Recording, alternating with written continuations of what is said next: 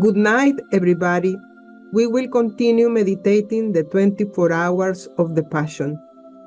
As always, we are not reading every hour because this is to be done alone, you with Jesus. Today, we are going to meditate from 19 to 28 hours with the company of Penelope Amaya. Before we start, let's have a brief of the last session given by Paris regarding the 8 to 15 hours, covering the early judgment to our Lord Jesus from Caiaphas, Annas, Herod, and Pilate, the denial of Peter, and Jesus in prison. Jesus in these hours prepared for those in the highest positions all the sins committed deliberately and with all malice, for those who exult over sin itself. Jesus suffers and repairs the betrayal of those near his heart. This means repair for me. He clings me if I accept this gift of him, the divine will. He asks me always a question. Child, why are you here?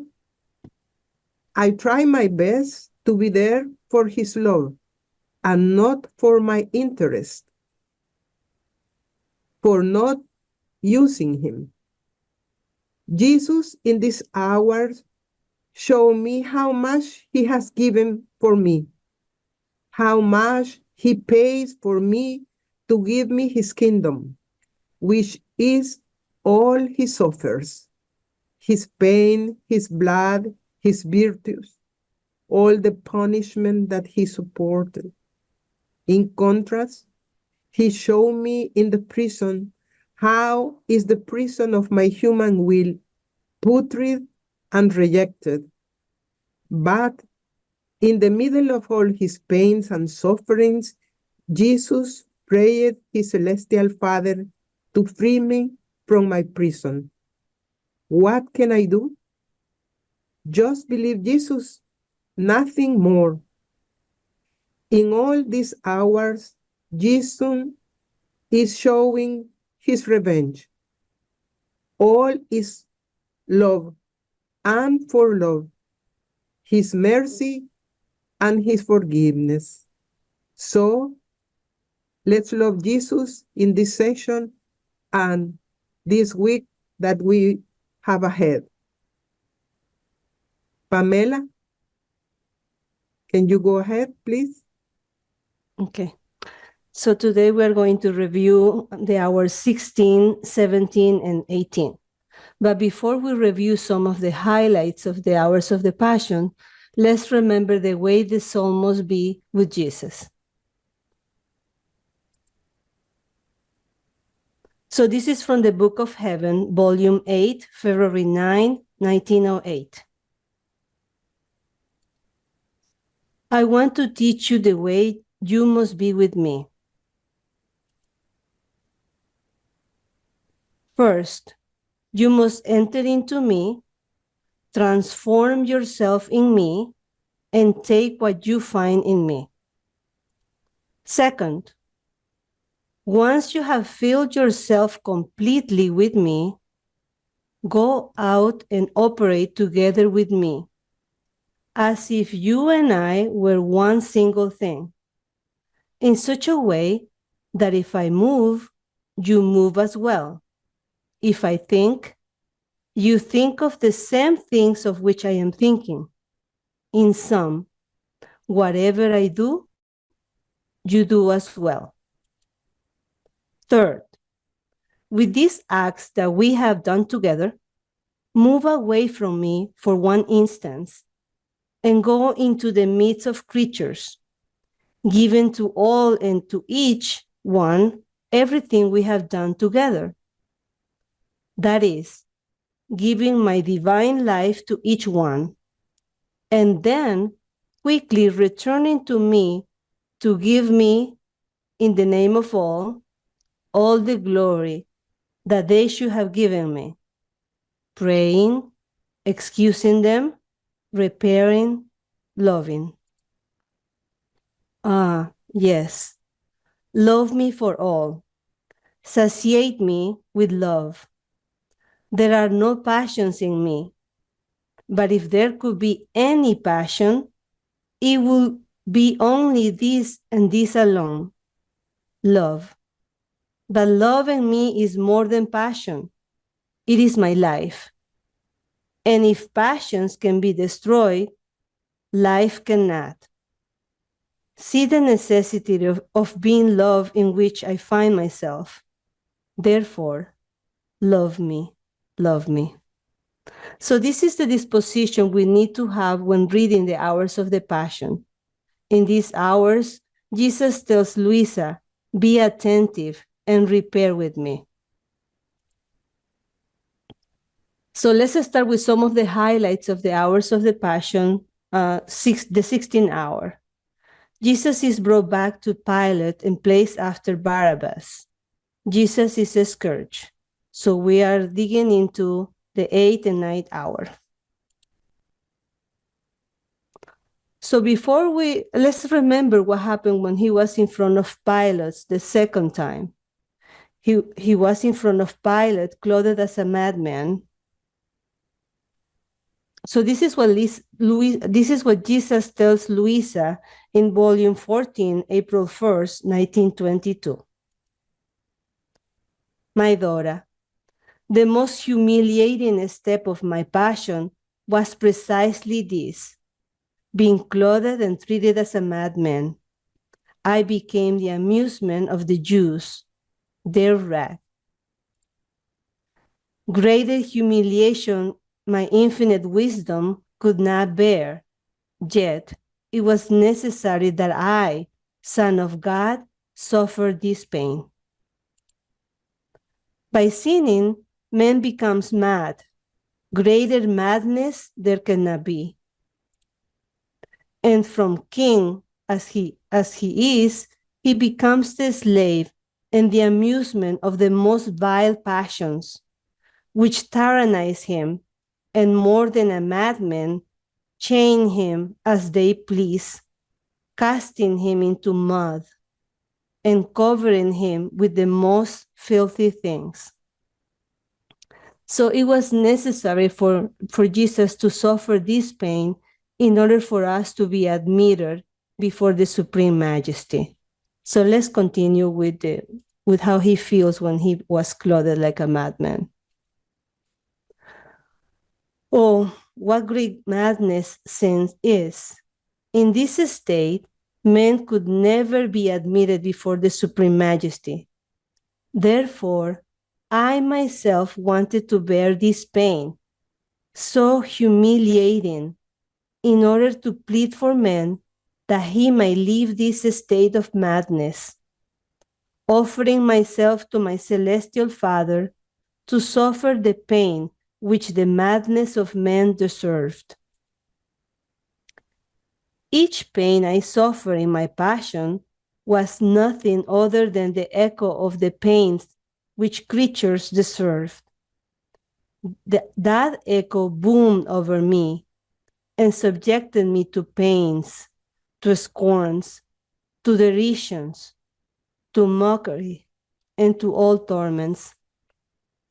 So Jesus has to redo all our acts because of sins.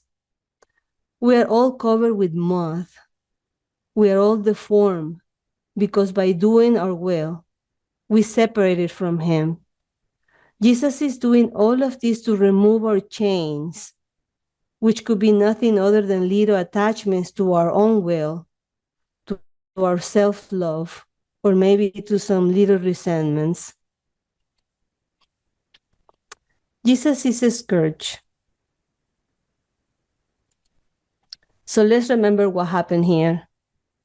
They strip all his garments, and we know that he wanted to be left naked. He wants to be a scourge. They strip his flesh. The bones are uncovered, blood pours down. a true portrait of men who commit sins.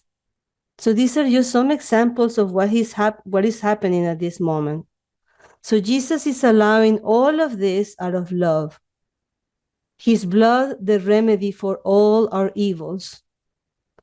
When we unite to his chains, we liberate him from the chains we put on him because of the life we have chosen. So how do we do that? We renounce to our own will. We want what he wants. And he wants to give us back our dignity, wash away our sins with his own blood. He said, through portrait of men who commit sin, he's making us conscious of the state of our soul. So let's recognize that what Jesus suffered is what we need to suffer. When we look at him in this picture, we may feel like crying because the way that we see him. But we don't recognize ourselves here. This is us, our picture. His divine will is suffering. He is redoing us. The openings of his flesh are ways for us to reconcile with God. The pieces of flesh that fall on the ground are the souls that are lost.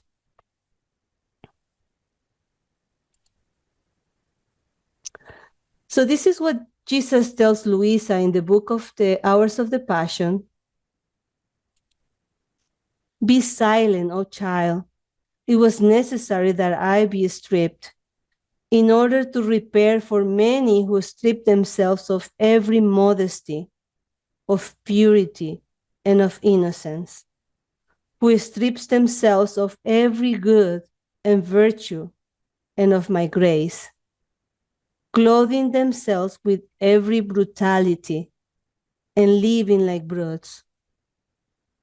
Every scourge repairs before the Father each kind of sin, one by one. He justifies those who commit them.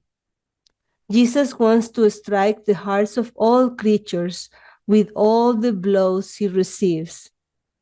Through them, he wants to show his love, so we will surrender to him. With my virginal blush, I wanted to repair for so many dishonesties, luxuries, and brutal pleasures. Therefore, be attentive to everything I do. Pray and repair with me and calm yourself. So let's remember this. He multiple times tells Luisa, be attentive, do as I do. So what is he doing? So Jesus is offering to the Father, and these are some examples, okay? Being stripped of his garments. He's offering his purity, virginal blush, being wounded, bounded to the pillar with ropes and chains. He's offering his broken body, his flesh, pieces on the ground. We can see his bones. He's trembling from head to toe. His grief and exhaustion he's offering to the Father. He's near collapsing. His blood flowing and making a pool on the floor. So he's paying for our sins, us doing our own will. He wants to redo us. And everything he's doing out of love.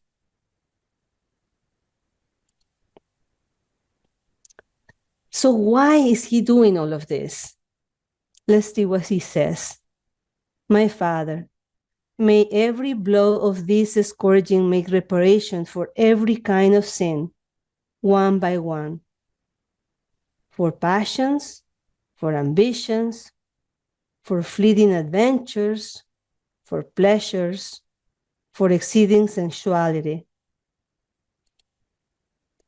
He's repairing for those who reject his blessings, virtues, and graces, for souls who strip themselves of modesty, purity, and innocence for those who clothe themselves inappropriately.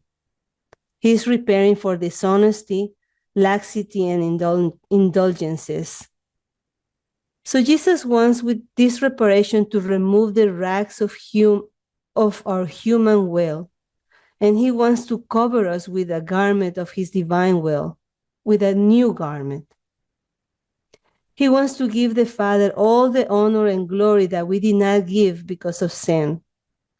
We rejected his will to do our own will. Our current life is the consequence of choosing our own will. So what happened? So God created us beautiful, and because of sin, we became ugly. We became deformed. We became crippled.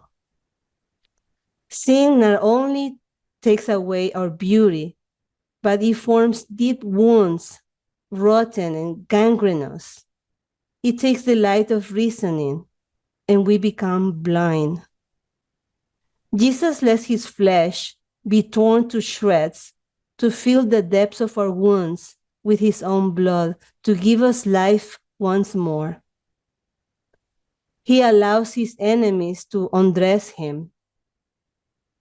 We can ask ourselves, what is he doing? Why? He is repairing the royal garment that we lost, and by entering into the divine will, we can clothe ourselves again with the royal garments. Let's move on to the 17th hour. Jesus is crowned with thorns, presented to the people, ecce homo. Jesus is condemned to death. This is from 9 to 10 a.m.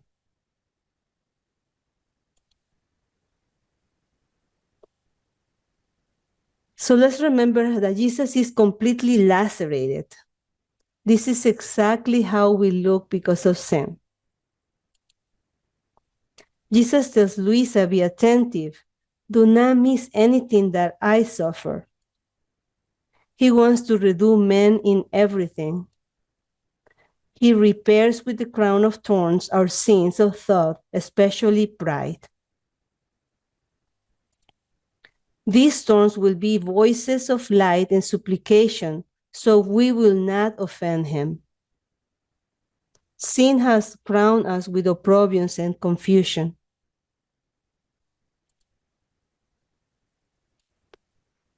So Jesus is blindfolded. They place a reed in his hand as a scepter. They mock him, they hit him on the crown, slap him, and say to him, guess who hit you? Jesus remains silent, and he answers them by repairing the ambition to those who aspire to kingdoms, dignities, honors, for those that are in positions of authority and behaving correctly.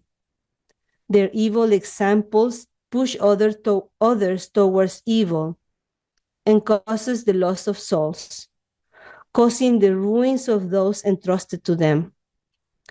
Jesus wants us united to him to pray and repair together with him. With the reed, he repairs for so many good works that were done with evil intentions or empty of interior spirits. So let's remember what they are doing to him. They mock him and they hit him, and he remains silent. So what is he teaching us? Let's remember this when people are offending us and doing things that hurt our feelings. Let's remember how Jesus says that we should be. Remain silent. So what is he doing? In the insults and blindfolds, he repairs for those who ridicule the holiest things, discrediting and profaning them. He also repairs for those who blindfold the sight of their intelligence in order not to see the sight of truth. With these blindfolds, he impetrates the blindfolds of passions, of riches, and of pleasure, so they may be removed from us. So let's remember what he's doing here. How many times he is ridiculed at church. We ridicule him at church when we disrespect the moments where he is consecrated. When we don't take seriously that he is alive there. And sometimes our hearts are not prepared to receive him.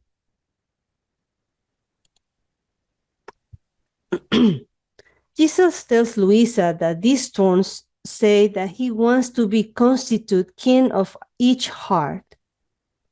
He wants us to take these thorns and prick our hearts so everything that does not belong to him comes out. He's asking for us to leave one thorn inside our heart as a seal that he is our king and to prevent any other thing from entering. He wants us to go to every heart and prick them with these thorns, so the fumes of pride and rottenness comes out. He wants to be constituted the king of all. The thorns are important because by them he restitutes the honor and the glory of mankind. So if we have him as a king of our heart, we can enjoy peace and spiritual happiness even in the middle of the storm, even when we are being persecuted. Let's keep in mind that he is in pain since he was created in the womb of our mother. His interior pain cannot compare to what we can see in the 24 hours of the Passion. I remember a long time ago, I went to a retreat, and the person giving the retreat at church said, just go to church, to the chapel, and ask God to give him something, and he will give you a gift, or he may give you a grace. So I remember Jesus, it's not that I heard his voice, I just felt in my heart that he was giving me a thorn, and he was just giving me one. I didn't understand at that moment what that meant, and it took almost more than 8 years for me to figure it out. So he was giving me just one thorn. At that moment, back then, I was crying and saying, God, why you just gave me that? Why didn't you give me the whole crown of thorns? He was trying to tell me that he wanted to be the king of my heart. And I needed to remove all the extra stuff that my heart had. So he was doing this, one thorn, to seal that he was the king of my heart, that he was the king of my harm, and that I don't need any other protection. And if he's in there, nothing else can enter. And he wants the same thing for you. He wants to be in your heart. He wants to empty yourself of all these things that are in there. I don't know, maybe resentments, attachments. You are the only one who knows what is in here. And he wants everything out so he can stay there to protect you, to give you peace in the middle of the storm, even when you are being persecuted. Something to ponder. Let's move on to the meaning of the crown of thorns. Let's review what else Jesus tells Luisa in the Book of Heaven. This is from October 12, Volume 5, 1903. Jesus wanted his head to be honored because it is the head that unites the body. It is impossible to live without the head. In fact, if the body sins or does good, it is the head that directs it. The crown is a symbol of the immortal crown that he wants to give us back. Crown us with glory, honor, decorum. To do this, he had to crown and honor his humanity first.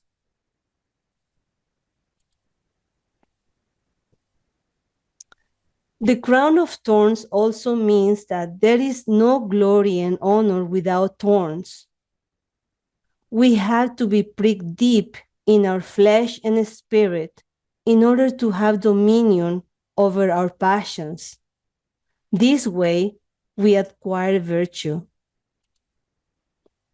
True reigning is in mastering oneself by the pricks of mortification and sacrifice. Jesus went through all this suffering to repair the Father, to give him the honor and glory we did not give. So, what do we need to sacrifice? We need to sacrifice our own will, our personal interest. Everything that happens in our life is for the good of our soul. With the thorns, he wants to break the spirit of pride, and with the wounds that they form in his head, he wants to open a path in our minds and reorder in us everything by the light of the truth. He wants to teach us that only virtue united with the straight knowledge is one worthy to rule and govern others. Let's continue with the meaning of the crown of thorns from the Book of Heaven. Jesus tells Luisa that the human mind cannot comprehend the pain he suffers with these thorns. His mind was pierced by all evil thoughts of creatures. He could also feel the horror of sin that the thorns inflicted on him. He tells Luisa that only those who live in his will can give him true reparation and soothe him from those sharp thorns.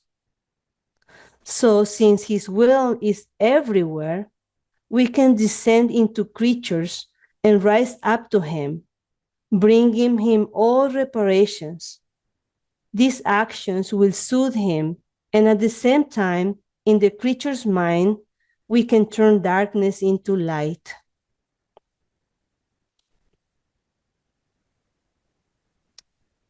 So let's remember how he looks.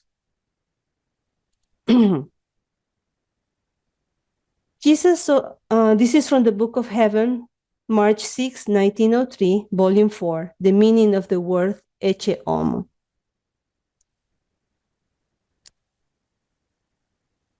So let's remember that his body is covered with all his blood. Let's remember his open wounds. Let's remember that we can see his bones. Everyone is saying, crucify him. His own father is saying, crucify him. His mother is saying, crucify him. We are all saying, crucify him. Why?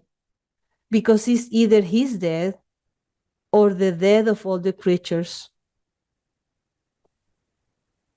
And we want the life he offers by dying. So imagine everyone is screaming at him or at you, crucify him. And he is looking at us and saying, so much blood in vain, and so many souls are lost. We are the reason of his pain, all his sufferings, external and internal. So Jesus shows Luisa whether creatures want him. Do you want me to be the Lord, to reign as your king and have dominion in your heart? What did we answer? We all answered no. We don't want him. They say crucify him so that every memory of him can be destroyed.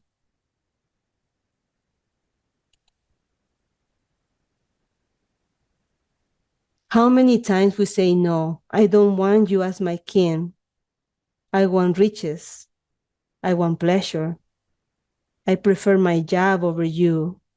I prefer going to see football instead of going to mass on Sunday. No one wants him. Every time do we commit sin and we prefer our will over his, we say, I don't want you. So Jesus also shows Luisa what priests, bishops, religious women, and devout ones say. We want Jesus, but we also want our comfort. We want Jesus together with our interest. We want him, but together with honor and esteem. Others also want him, but together with some satisfaction from scriptures. So we all want Jesus, but with something that gives us pleasure.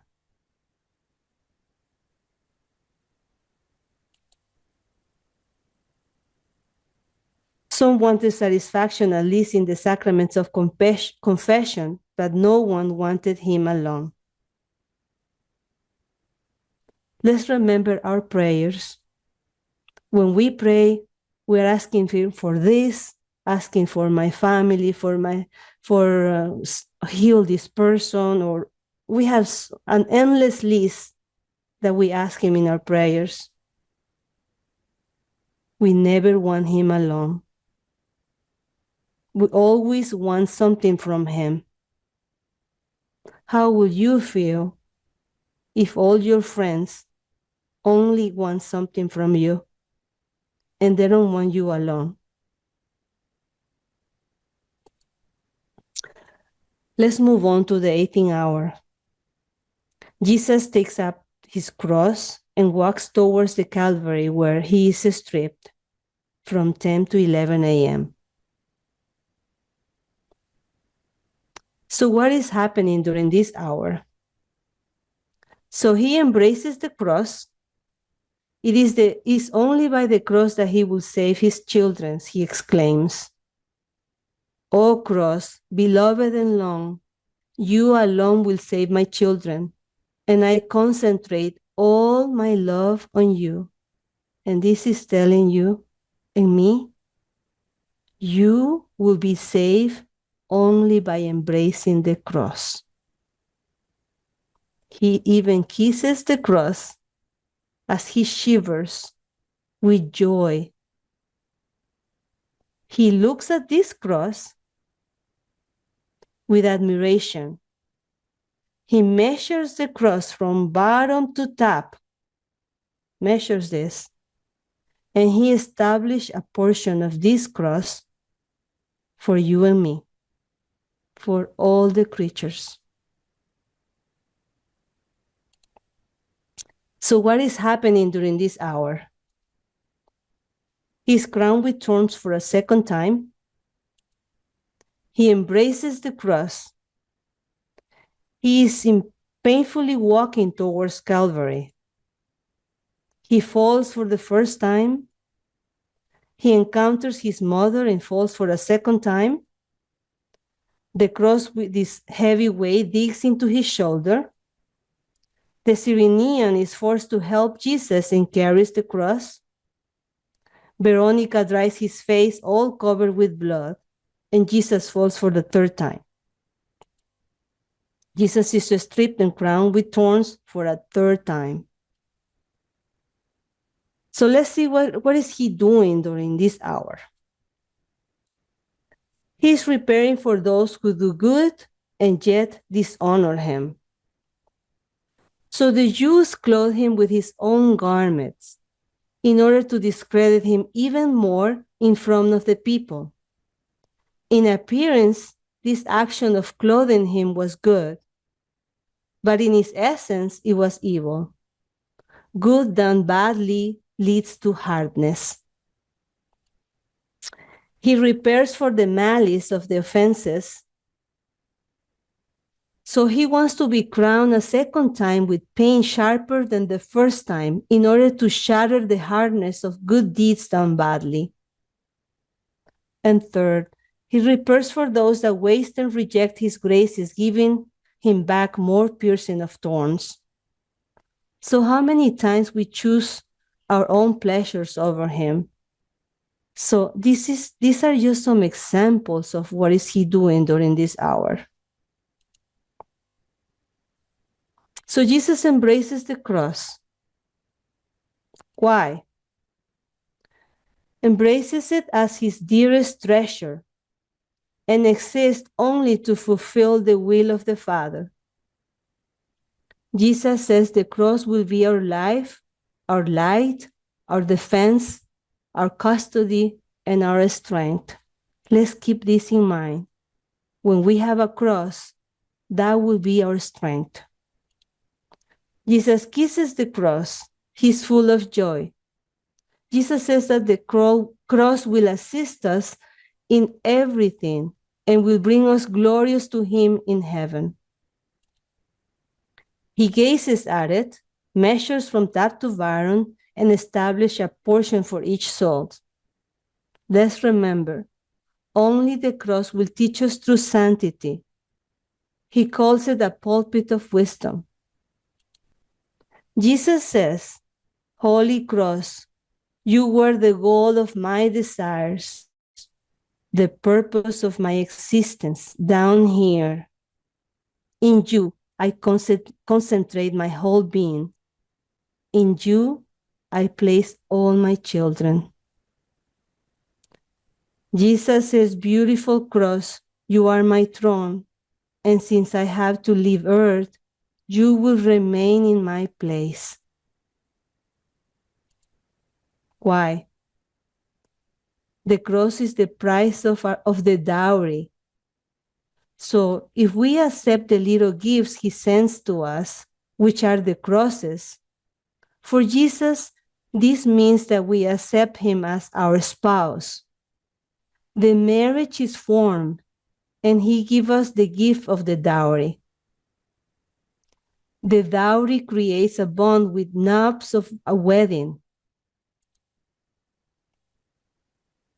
So all of this will help us see our daily crosses with Jesus' eyes and be full of joy, a spiritual joy, because we will look at the cross with Jesus' eyes, like Jesus sees the cross.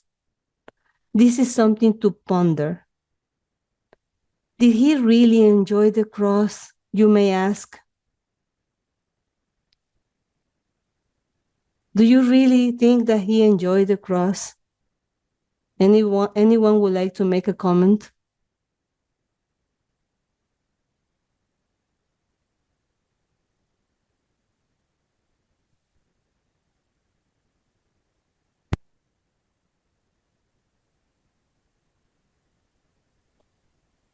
Any comments? Did he really enjoy the cross? That's the question. I don't think he enjoyed it, but his love was greater than that. I guess he had so much love that the cross was nothing compared to his love for us.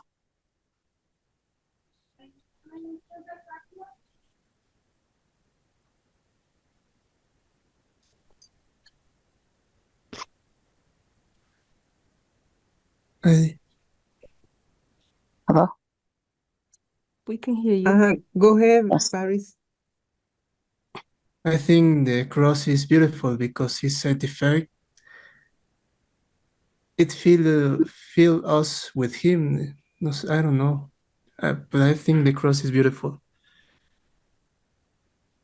It's something difficult to understand. It's something difficult because the people want to live the life, but the cross is beautiful, I think. Yeah, it is beautiful because it's the proof of his love, right? Yeah.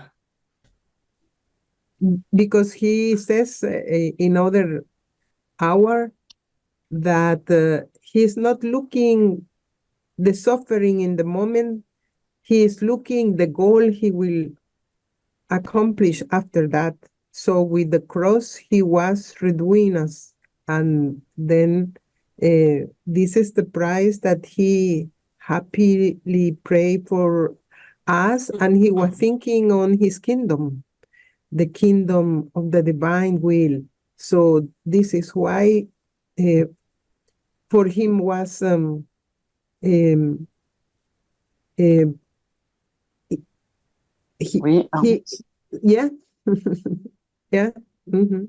And he suffered all the things that we know now that he was he planned everything because I think like a dressmaker he have it all of us and he was looking what we all need to reshape us or redoing us and to make us more beautiful in front of the Father.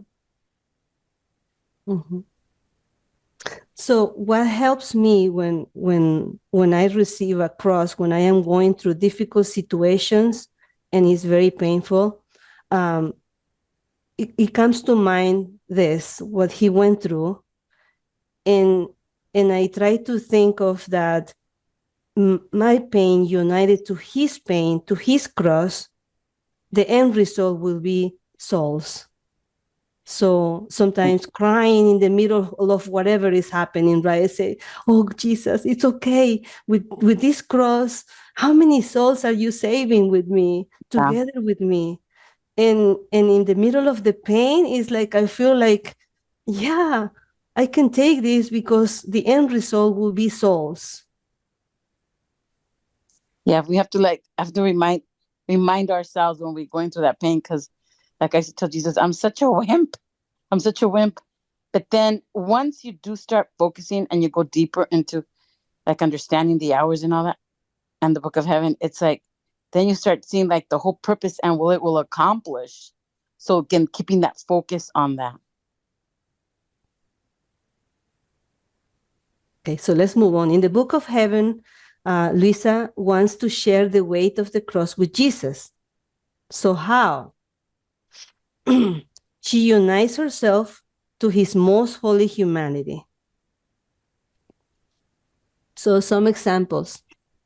So she gives him love for those who do not love him, praise to those who despise him. She wants to give him blessings, thanksgivings. She wants to give him obedience on behalf of everyone. So she's doing the opposite. See? So these are just some examples how Luisa is doing it.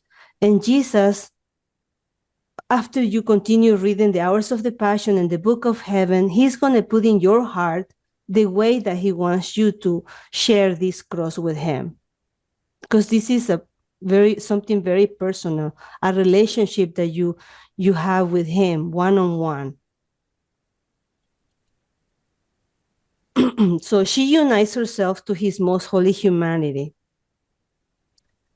So in order to repair Jesus, we need to unite ourselves with his most holy humanity, and together with him, these are some examples, we can unite our thoughts with his to repair for evil thoughts, for mine and for everyone's past, present, and future. We can unite our eyes to him and repair for evil glances. We can unite our mouth to his mouth to repair for blasphemies, for evil disclosures. He will put in your heart what needs to be repaired. So we can unite to his heart and repair for evil tendencies, evil desires, affections. So she unites herself with his divinity. So she didn't feel that it was enough to be united to his most holy humanity. She needed to unite herself to his divinity. So she dissolved herself, her nothingness, in his divinity, and in this way, she started giving him everything. For example, Luisa gives him his beauty to relieve him from the ugliness of our souls. Luisa gives him his heart. So she takes his heart and then she gives it to him to relieve him from our coldness. Luisa gives him purity his purity to relieve him from the lack of righteousness, intentions, and from the mud and rot that he sees in our souls. So we will give him the opposite.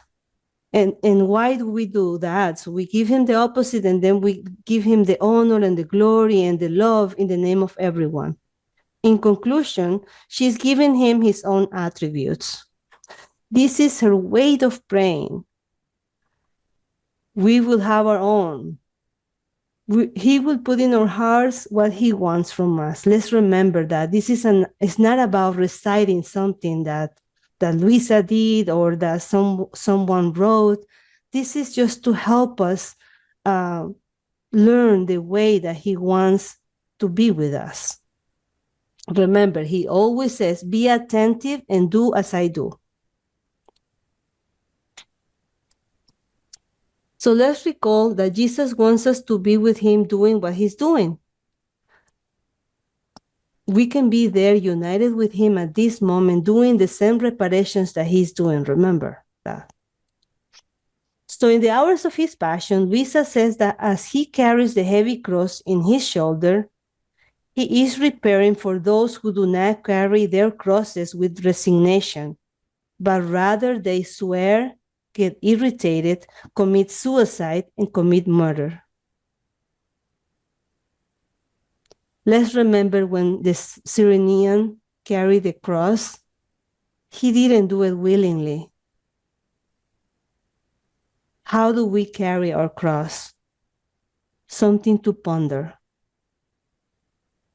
Let's remember how he did it, and let's not be like the Cyrenian that didn't want to help. Jesus falls for the first time. Let's see in what conditions Jesus is when he falls. He feels crushed under the cross. And please remember that these are just a few examples that I have taken. He falls, he knocks against the stones. The thorns are driven more into his head. Remember that the thorns were in his eye, in his ear. His wounds open up and bleed. He has no strength to get up. What is happening? Is the weight of our sins that are causing that wound in his shoulder. Is our own will that is digging into his shoulder. Jesus encounters his mother and falls for the second time. Jesus sees his mother in pain, pushing away through the crowd. She wants to see him at any cost. She's in so much pain that if she does not die, it is only by a miracle of his omnipotence. So let's review what our mother is doing at this moment. She does with her soul what she cannot do with her body. The soldiers prevent mother and son from saying their last goodbye. She enters into Jesus, makes the will of the Eternal One her own, and associates herself in all his pains, performs the office of mother, kisses him, repairs him, soothes him, and pours the balm of her sorrowful love into all his wounds. So let's remember this. Our mother is showing us what we can do fused to her in the divine will.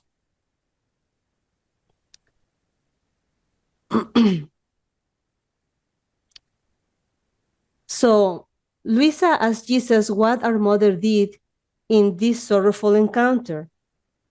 So the adoration that the Most Holy Virgin did.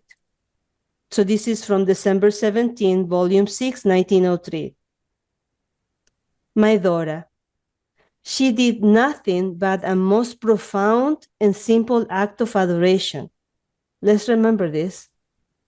Most profound and simple act of adoration. Simplicity. Let's remember simplicity.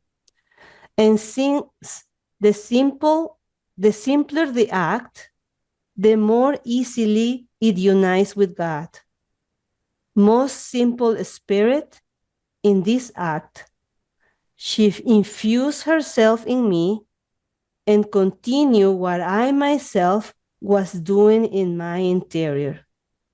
Jesus is not asking complicated things. Simple acts.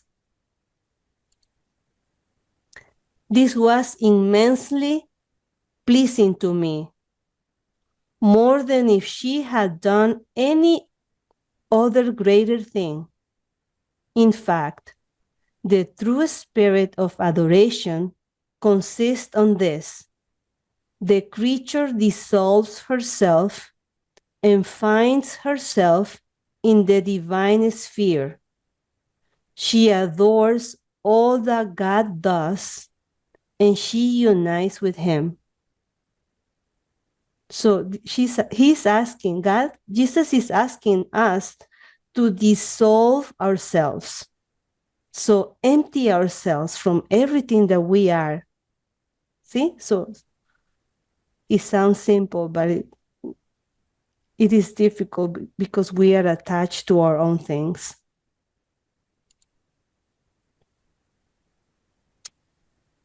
Our mother tells us to dress ourselves with the hours of the Passion, which means live Jesus' life in me. So the adoration that the Most Virgin did. Do you think that when the mouth adores but the mind is somewhere else, it is true adoration? Do you really think that if I am praying and thinking about something else, I am adoring God? That is, the mind adores, but the will is far away from me.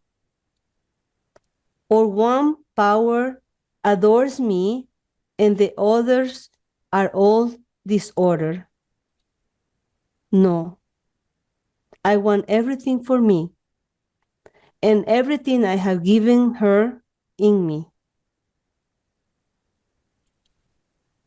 This is the greatest act of cult of adoration that the creature can do for me.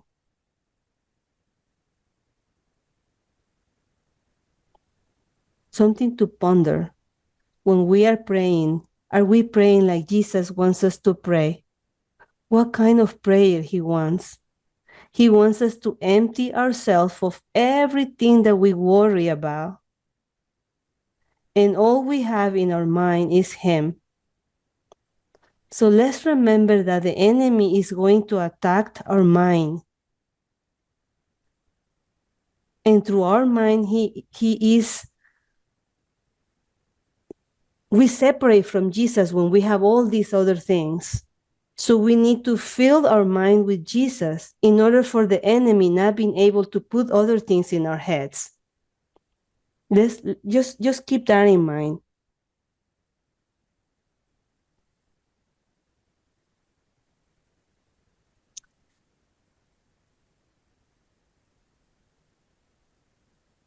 So let's remember, what is Jesus doing while he feels that the cross is digging into his shoulder?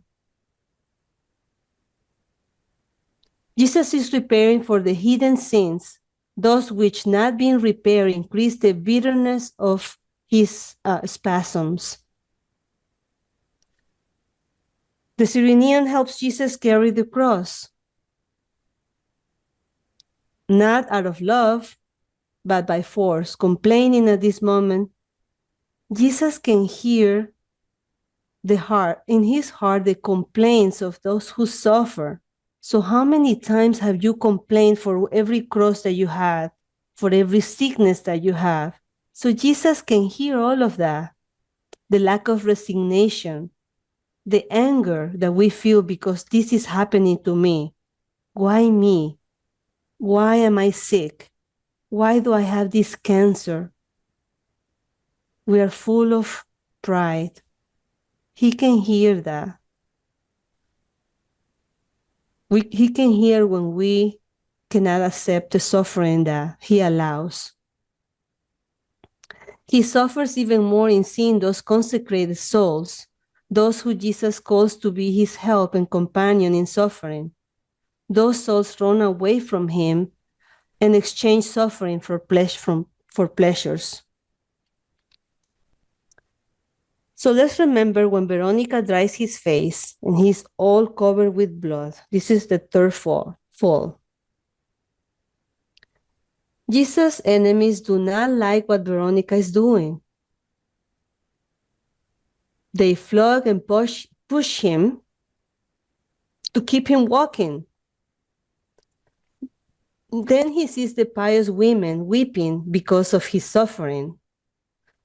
And he looks at them and tells them, do not cry for my pain, but for your sins and the sins of your children.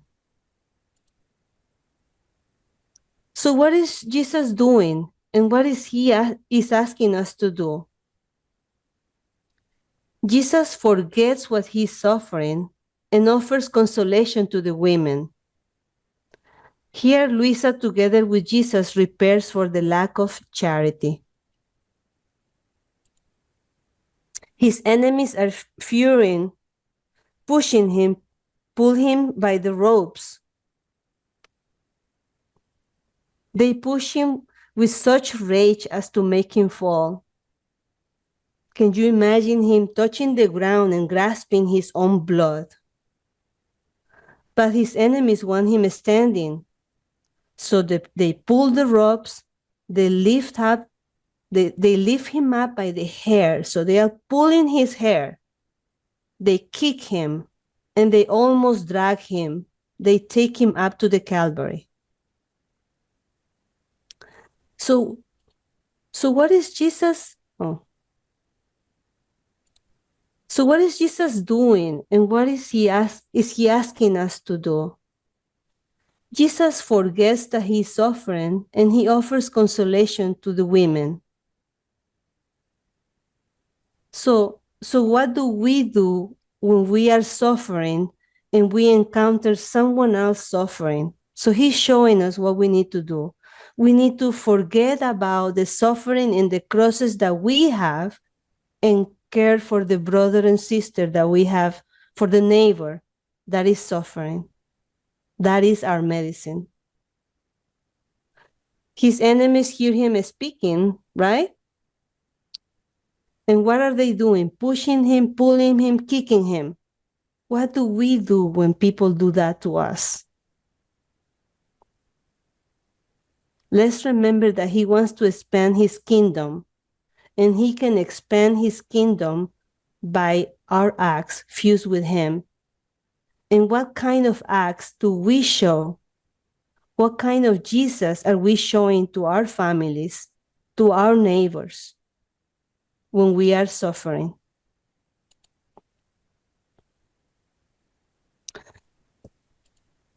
Jesus is stripping crown with thorns for a third time. The thorns are keeping the blood from coming out. So as the crown was torn off him, his blood was flowing everywhere, over his face, over his hair. His blood was descending all over him. And Jesus said, at the Calvary, they stripped Jesus again, tearing off his garments and crowns and thorns.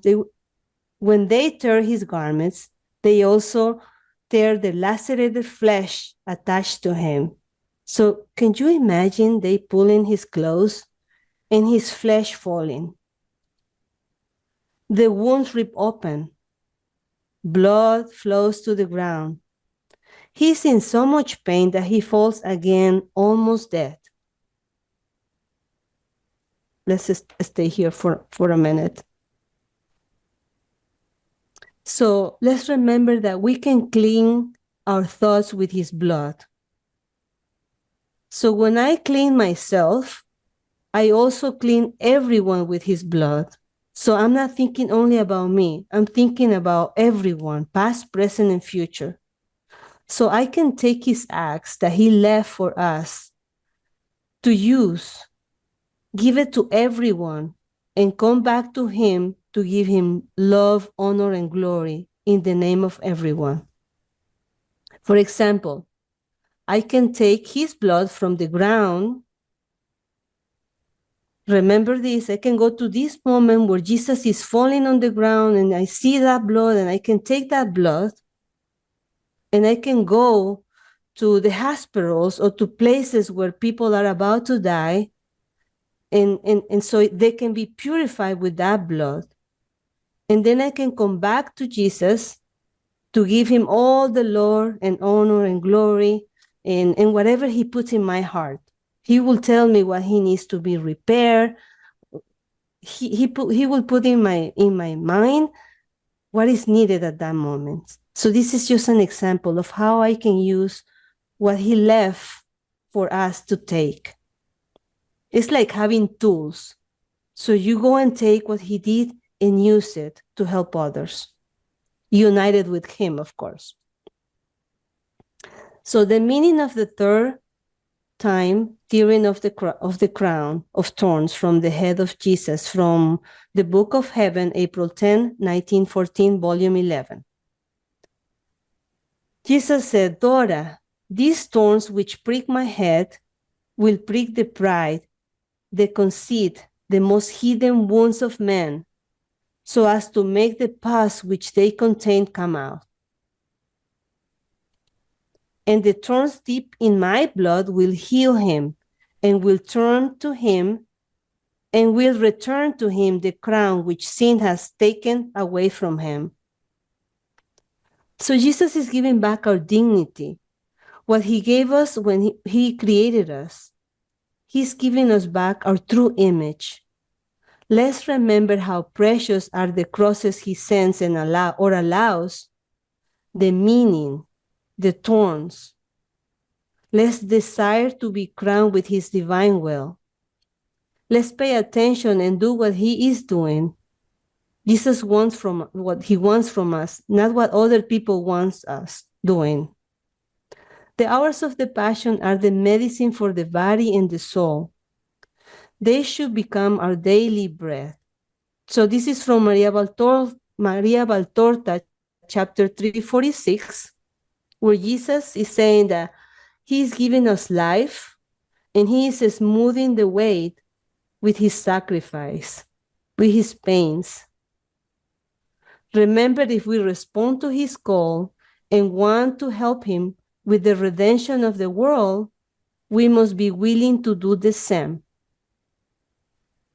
We must be willing to die, to give life to others, die to our own will, willing to negate ourselves, to negate to our passions, to our tendencies, to our customs, to our traditions, to our ideas, and to follow him.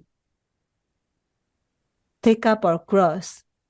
Let the weight of our own cross crush our human will to liberate our spirit. If we follow the ways of this world, we are already dead.